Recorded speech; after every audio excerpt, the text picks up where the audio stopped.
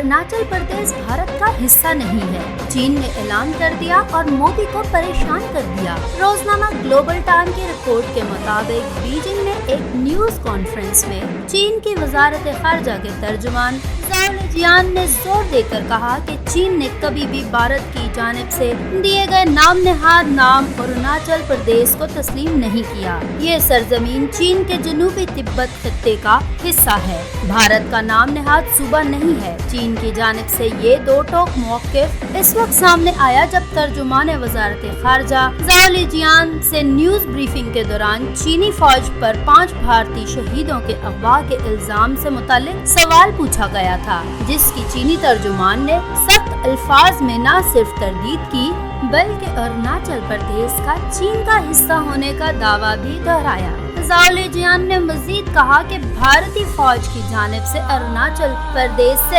लापता होने वाले 5 भारतीयों के बारे में पीपल्स लिबरेशन आर्मी को पैगाम भेज दिया गया है। ताहम चीन ने इस हवाले से कोई पेशरफ्त होने तक तफसीलात जारी न करने का फैसला किया है। मजीद मालूमाती और लेटेस्ट अपडेट्स के लिए विजिट करना ना भूलें हमारी वेबसाइट www.urdukaset.sc और हमारा YouTube चैनल सब्सक्राइब करना बिल्कुल मत भूलें।